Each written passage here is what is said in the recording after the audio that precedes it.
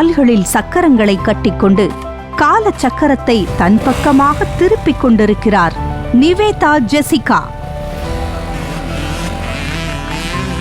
தனது சாதனைக்கான சாகசக்களம் சாலைதான் என்று இளமையிலேயே தீர்மானித்து சாலைகளில் இறக்கை கட்டி பறக்க துடித்தார் சென்னையைச் சார்ந்த இந்த சிங்கப்பெண்.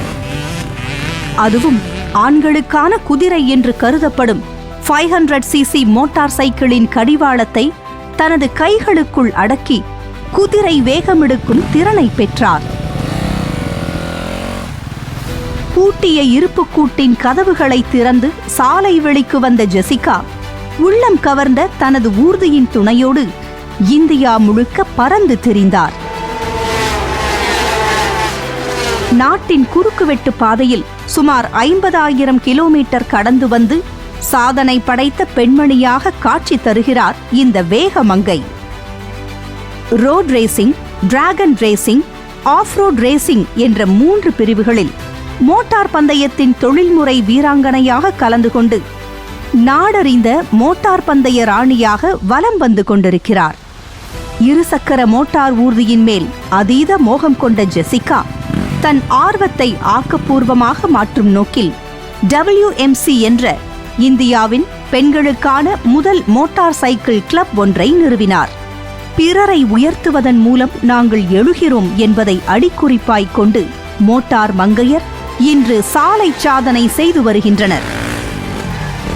மோட்டார் பந்தயத்தின் பல்வேறு பிரிவுகளில் பங்கு பெற்று சாதனைகளையும் விருதுகளையும் பெற்றதோடு பிற விளையாட்டுகளை ஊக்கப்படுத்தியும் சமூக விழிப்புணர்வு நிகழ்ச்சிகளையும் செய்து வரும் திருமிகு நிவேதா ஜெசிகா அவர்களுக்கு இந்த ஆண்டிற்கான மங்கையர் தாரகை விருது வழங்குவதில் நமது SRM பொதுப்பள்ளி பெருமிதம் கொள்கிறது.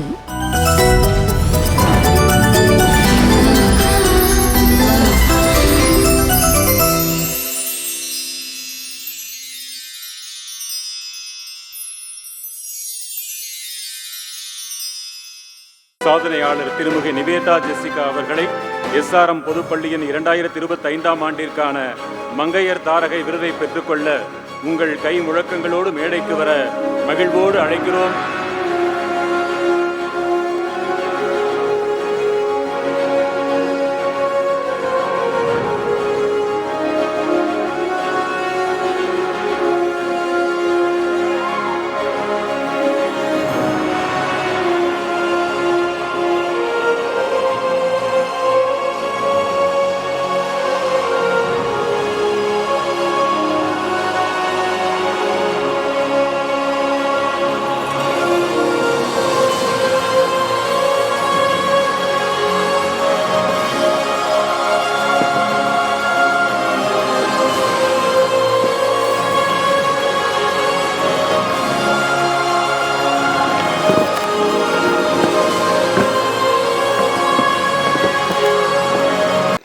மங்கையர் தாரகை நிவேதா ஜெசிகா அவர்களின் ஏற்புரை.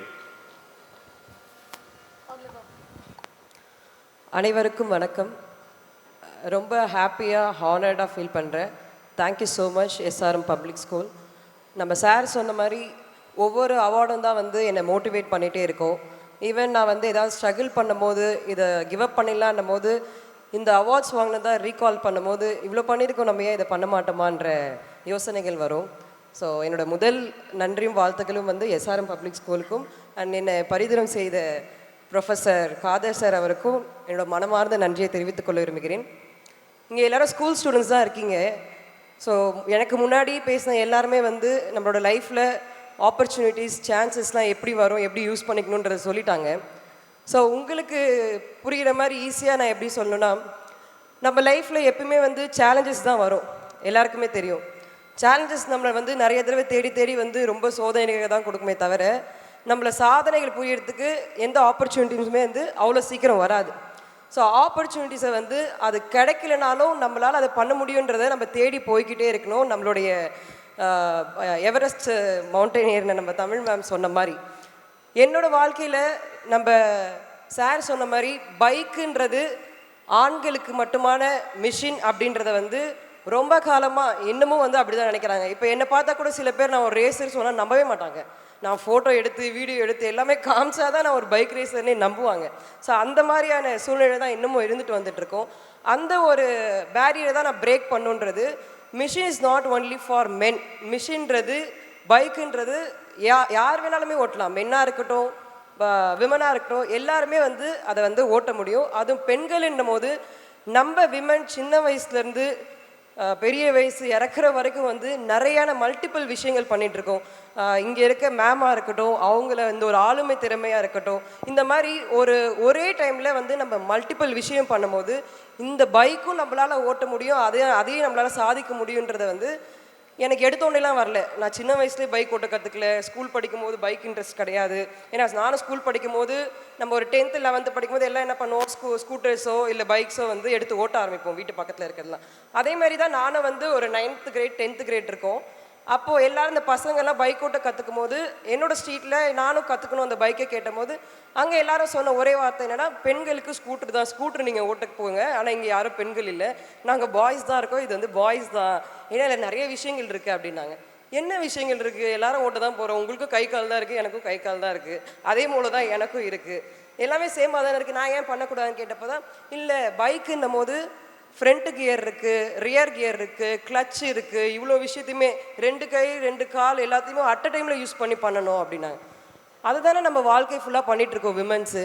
ஒரே சமயத்தில் குக் பண்ணுறது, ஒரே சமயத்தில் குழந்தைங்களை பார்த்துக்கிறது, ஒரே சமயத்தில் வேலைக்கு போகிறது, ஒரே சமயத்தில் சண்டை வந்தால் அதை வந்து சால்வ் பண்ணுறது, இதுதானே நம்ம வாழ்க்கை ஃபுல்லாக நிறைய பேர் பண்ணிகிட்டு இருக்காங்க. நம்ம அம்மா பண்ணிகிட்டு இருக்காங்க, நம்ம கூட இருக்க பெண்கள் பண்ணிகிட்டு இருக்காங்க. இதெல்லாம் நான் யோசித்து பார்க்கும்போது தான் என்னாலேயே அந்த மாதிரி விஷயங்கள் பண்ண முடியுன்றதை 9th ஸ்டாண்டர்டில் அந்த இடத்துல அந்த சொன்ன எல்லாருக்கும் நான் சொன்னேன். எல்லாருக்குமே தான் இந்த பைக்கு, நம்ம அதை ஓட்ட கற்றுக்கணுன்ற அந்த டைமில் நான் ஸ்டார்ட் பண்ணேன்.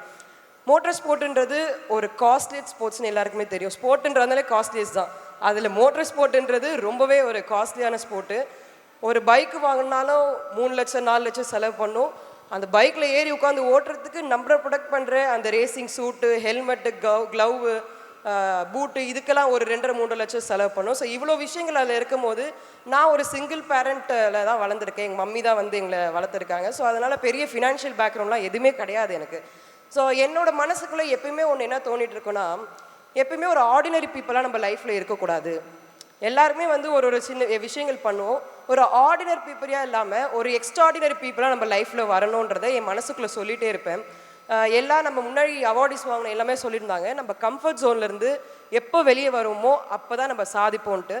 எனக்கு அந்த டைமில் என்ன யோசிச்சுன்னா, ஃபினான்ஷியல்ன்றது ஒரு ரொம்ப பெரிய சவால் தான் அதுலேருந்து வெளியே வர்றது. 2வது மென்டலி, ஏன்னா இந்த ஒரு ஸ்போர்ட்டுன்றது உங்களோட ஃபினான்ஷியல் இல்லை, அந்த ஸ்போர்ட்டில் போனாலே என்ன அந்த டாமினேட் பண்ணிகிட்டே இருப்பாங்க, பண்ண முடியாது, நீ ஏன் வர, நீ ஏன் அதை ட்ரை பண்ணுற அப்படின்னு கூட இருக்கவங்க எல்லாம் சொல்லிகிட்டே இருக்கும்போது அது 2வது சவாலாக இருந்தது. 3வது ஃபிசிக்கலாக வந்து நம்ம ஒரு 300 கிலோ பைக்கை தூக்கணும், அதை வந்து ட்ராக்ல இது பண்ணணும், கர்வ்லலாம் போகணுன்னும் போது இந்த 3 சவால்களை பற்றி யோசித்தேன். சரி நம்ம லைஃபு கொஞ்சம் இன்ட்ரெஸ்ட்டாக ஆக்கலாம் அப்படின்னு சொல்லிட்டு அந்த 3 சவால்களையும் வந்து என்னோடய லைஃப்பில் நான் எடுக்க ஆரம்பித்தேன். ஸோ ஃபினான்ஷியலாக நம்ம என்னென்ன பண்ணணுன்றதை அதுக்கான வேலைகளை பண்ணேன். ஒரே நேரத்தில் வந்து பல வேலைகள் என்னால் பண்ண முடியும். நான் முன்னாடி விமன்ஸ் எல்லாமே பண்ண முடியும்னு சொன்ன மாதிரி என்னால் நான் நிறைய வேலைகள் பண்ண முடியும். நான் ஒரு டான்ஸராக இருந்திருக்கேன், ஈவெண்ட் ஹோஸ்ட்டாக இருந்திருக்கேன். நிறைய எனக்கு வர என்ன வேலை, எந்த வேலை வந்து ஏதாவது இந்த ஃபேஸ்புக்லேயோ வாட்ஸ்அப்லேயோ வந்தாலுமே நான் அதை உடனே போய் செய்வேன். என்னை பொறுத்தவரையிலும் யாருக்கும் பொய் சொல்லக்கூடாது, யாருக்கும் கெடுதல் பண்ணக்கூடாது. அந்த வழியில் வர எந்த ஃபினான்ஷியல் சப்போர்ட் இருந்தாலும் நான் அக்செப்ட் பண்ணிவிட்டு அந்த அடுத்த ஸ்டேஜ் நான் போனேன். 2014 15 ஆரம்பித்தேன்.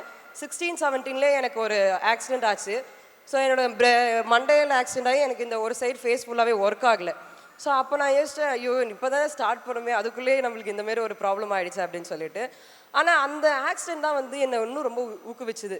நம்ம இப்படி ஆகிட்டோம், நம்ம இவ்வளோ ட்ரை பண்ணோம், பரவாயில்ல, ஏதோ ஒன்று பண்ணாலும் நம்மளுக்கு ஏதாவது ஸ்ட்ரகிள் வந்துட்டு தான் இருக்கும். ஏன்னா வாழ்க்கை எப்பவுமே வந்து நம்மளை சோதிச்சுட்டு தான் இருக்கும். நம்ம அதை தாண்டி வரப்போ தானே நம்மளும் இந்த மாதிரி வந்து ஸ்டேஜில் ஏதாவது மோட்டிவேஷனல் ஸ்பீச் கொடுத்து இன்னொருத்தவங்க கேட்டால் அதே அவங்க பண்ணுவாங்கன்றதை நான் யோசித்தேன். அப்போவே இந்த பேசுறது, இந்த மாதிரி நின்று பேசணும், அவார்டு வாங்கணுன்றதுலாம் நான் என்னோட மைண்டில் யோசிச்சுட்டே இருப்பேன் அந்த வயசுல இருந்தே.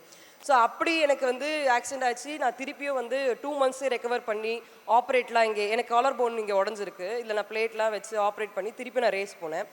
அதுக்கப்புறம் அதே மாதிரி ரேஸில் போயிட்டு ஃபஸ்ட்டு ரேஸே வந்து நான் 4th 5th 3rd ஃபினிஷ் பண்ணதுனால என்னை அது இன்னும் மோட்டிவேட் பண்ணுச்சு. வின் பண்ணல, ஆப்வியஸாக நம்ம எடுத்தோன்னே எல்லாத்துலேயும் வின் பண்ண முடியாது, எல்லாமே நம்ம லேர்ன் பண்ணி தான் பண்ண முடியுன்றதுனால எனக்கு அந்த 4th 5thலாம் முடிச்சது இன்னும் மோட்டிவேட் ஆனோடனே நான் அதை தொடர்ந்து நிறைய பயிற்சி எடுத்து அதுக்கான நேரங்களை செலவழித்து என்ன தான் ஒரு கஷ்டம் வந்தாலும் சரி, ஃபிசிக்கலாகவும் சரி, மென்டலாகவும் சரி, எது வந்தாலுமே வந்து என்னோடய ஃபோக்கஸ் என்ன இருக்கணும்னா டிசிப்ளினாக இருக்கணும், நம்மளுக்கு அந்த டிட்டர்மினேஷன் இருக்கணும், நம்ம ஃபோக்கஸ்டாக இருக்கணும். இது 3 தான். இது 3ம் வந்து எனக்கு எங்கேருந்து கிடச்சிதுன்னா இங்கே இந்த மாதிரி ஸ்கூல்ல இருந்து தான் கிடச்சிது. ஸ்கூலில் எல்லாருமே நம்ம சொல்கிறது எஜுகேஷனு இப்போ எல்லாருமே என்ன சொல்கிறாங்கன்னா, இவ்வளோ நிறைய பேர் வந்து டாப் பீப்புள் இருக்காங்க, ட்ராப் அவுட் இருக்காங்க, யூனிவர்சிட்டி ட்ராப் அவுட் இருக்காங்க, ஸ்கூல் ட்ராப் அவுட் இருக்காங்க அப்படின்னு சொல்லிட்டு, அது எல்லாமே ஜஸ்ட் ஃபார் அந்த ஒரு அந்த லைம் லைட்டை ரீச் பண்ணுறதுக்காக சொல்கிற வேர்ட்ஸ் தானே தவிர யாருமே ஸ்கூல் படிக்காமல் டாப்பில் வந்ததே கிடையாது. நீங்கள் லிஸ்ட்டு எடுத்து பார்த்தீங்கன்னா எல்லாருக்குமே தெரியும். எனக்கு நான் அந்த ஸ்கூலில் ப்ராப்பராக நான் இத்தனைக்கும் ரொம்ப டாப் எல்லாம் கிடையாது, ஒரு பேக் பெஞ்சர் தான். ஆனால் பேக் பெஞ்சராக இருந்தாலும் அது என்னன்னு படிக்கிறோன்ற விஷயங்களை வந்து நான் தெரிஞ்சு வச்சுப்பேன். மார்க் எடுக்கலனாலுமே நம்மளோட டீச்சர் என்ன சப்ஜெக்ட் சொல்கிறாங்கன்றத புரிஞ்சு வச்சுக்கிற அளவுக்கு என்னோட நாலேஜை வளர்த்துக்கிட்டேன். அது ஏன் என்னால் வளர்த்துக்க முடிஞ்சதுன்னா ஈஸியாக, இப்போ எல்லாருக்குமே போர் அடிக்கும் படிக்கிறதுனா, அது ஏன் எனக்கு ஈஸியாக படிக்கிறது தோணுச்சுன்னா அந்த டைமில் ஸ்போர்ட்டும் பண்ணேன். ஸ்கூலில் ஸ்போர்ட்ஸும் இருக்குல்ல, ஸ்போர்ட்ஸ் பிடி பீரியட் எல்லாமே இருக்குல்ல, அதில் வந்து நான் என்ன பண்ணுவேன்னா ஒரு ஸ்போர்ட்ஸ் எனக்கு போய் வாலிபால், பேஸ்கெட் பால், இந்த லாங் ஜம்பிங்கு, ஷார்ட் புட் எல்லாத்துக்குமே ட்ரை பண்ணுவேன். ஒன்றுத்து கூட விட மாட்டேன். எந்த கிளாஸில் எது சொல்லி கொடுத்தாலுமே எல்லாத்துக்குமே போவேன். ஏன்னா ஏதாவது ஒன்றுத்துக்கு நம்மளுக்கு வந்துடும்டா அப்படின்னு ட்ரை பண்ணுறதுக்காக அதை போவேன். எனக்கு நான் அந்த ஸ்போர்ட்ஸில் ஆக்டிவிட்டியாக இருந்ததுனால என்னோட மென்டல் ஸ்டேட்டும் சரி, ஃபிசிக்கல் ஸ்டேட்டும் சரி, அந்த ஒரு சுறுசுறுப்பு, இப்போ இருக்க எல்லாருமே ரொம்ப லேசியாக தான் இருக்கும். அந்த ஸ்போர்ட்ஸ் பண்ணும் போது தான் எனக்கு அந்த சுறுசுறுப்பு வந்தது. அதனால நம்மளோட பிரெயின் ஆக்டிவிட்டி நிறையா இருக்கிறதுனால படிப்பும் நம்மளுக்கு ஈஸியாக வந்துடும். ஸோ அதனால் இங்கே இருக்க சில்ட்ரன்ஸ் நான் என்ன சொல்ல விரும்புகிறேன்னா, நம்ம எப்படி எஜுகேஷன் ஈக்குவலாக பண்ணுறோமோ அதே மாதிரி ஸ்போர்ட்டு பண்ணுங்கள். ஒரு நாளைக்கு 1 hour ஸ்போர்ட்ஸில் ஸ்பெண்ட் பண்ணுறதுல எந்த ஒரு ப்ராப்ளம் வராது. அந்த 1 hour ஸ்போர்ட் பண்ணுறது நீங்கள் ஒரு 10 hours படிக்கிற எல்லாமே வந்து உங்களோட பிரெயினில் வந்து ஈஸியாக மெமரைஸ் ஆகும். நீங்கள் எக்ஸாம்ஸ் போகிறப்பையும் சரி, நீங்கள் ஏதாவது அடுத்த லெவல் எஜுகேஷன் போகிறப்பையும் சரி, அது ரொம்பவே உங்களுக்கு கை கொடுக்கும். ஸோ அதனால தான் நான் என்ன சொல்கிறேன்னா, இது இவ்வளோ சாதனைகள் நான் இங்கே வந்து நிற்கிறேன்னா அது எல்லாமே என்னோடய ஸ்கூல்லேருந்து தான். என்னோட டீச்சர்ஸ், என்னோட பிடி மிஸ்லாம் வந்து நான் நிறைய அடி வாங்கியிருக்கேன். இப்போல்லாம் அடிக்க முடியாது, ஃபஸ்ட்டில் நாங்களாம் அடி வாங்குவோம் என்னோட பிடி டீச்சர்ஸ்லாம். ஸோ அவங்களாம் வந்து அந்த அறிவுரை சொன்னது எப்படி இருக்கணும், எவ்வளோ டிசிப்ளின்டாக இருக்கணும். ஏன்னா ஸ்கூலில் தான் டிசிப்ளின் நம்ம கற்றுக்க முடியும், வெளியே வந்து யாரும் அவ்வளோ சீக்கிரம் சொல்லித்தர மாட்டாங்க இந்த விஷயமும். ஸ்கூலில் எவ்வளோ டிசிப்ளின்டாக ஒரு மேம் வந்தாலும் ஒரு டீச்சர் வந்தாலும் அவங்களுக்கு ஒரு விஷ் பண்ணுறதுலேருந்து, நம்மளோட ப்ரெசென்டபிள்லேருந்து, நம்ம பேசுறதுலேருந்து, நம்மளுடைய ஃபேஷியல் எக்ஸ்பிரஷன்லேருந்து எல்லாமே நம்மளோட ஸ்கூலில் இருக்க செகண்ட் மதரான டீச்சர்ஸ் தான் வந்து நம்மளுக்கு சொல்லித்தராங்க. ஸோ அந்த லெசன்ஸை எடுத்துகிட்டு போய் தான் என்னோடய லைஃப்பில் நான் இங்கே வந்து நான் நிற்கிறேன். ஸோ நான் சொல்ல விரும்பியிருக்கேன் என்னென்னா, லைஃப்பில் சேலஞ்சஸ் எப்பவுமே வரும். படிப்பில் எக்ஸ்பெஷலாக நம்மளுக்கு வரும். நம்மளுக்கு எனக்குலாம் மேக்ஸ் சுத்தமாகவே வராது, அதேமாரி நிறைய பேர் இருப்போம். ஆனால் இந்த சேலஞ்சஸ் வந்தாலும் நம்மளால் முடியுன்றதை ஏதோ ஓரளவுக்காவது கற்று வச்சுட்டு நம்ம சாதிக்க பார்க்கணும். அதே தான் மறுபடியும் சொல்ல விரும்புகிறேன். ஒரு ஆர்டினரி பீப்புளாக இல்லாமல் ஒரு எக்ஸ்ட்ராடினரி பீப்புளாக இருங்க. அப்போ தான் வந்து இந்த உலகம் நம்மளை திரும்பி பார்க்கும். நம்ம ஒரு 4 பேர் ஒரு 10 பேரை வந்து இந்த மாதிரி மோட்டிவேட் பண்ணி எல்லாருமே கொண்டு வரலாம். உற்சாகமான ஏற்புரைக்கு நன்றி. அவங்க சொன்னதில் ஒரு விஷயம் இருக்குது. இந்த மேத்ஸ் டீச்சரும் சயின்ஸ் டீச்சரும் பிடி கிளாஸு எடுக்காமல் இருந்தால் போகிறோம், குழந்தைங்க நல்லா ஸ்போர்ட்ஸில் வந்துடுவோம். எஸ்ஆர்எம் பொதுப்பள்ளியில் அப்படி இல்லை. அனைத்திற்கும் முன்னுதாரணமாக திகழும் எஸ்ஆர்எம் இதிலும் முன்னுதாரணம். மாணவர் கண்களில் நட்சத்திரங்கள் மின்ன காண்கிறேன்.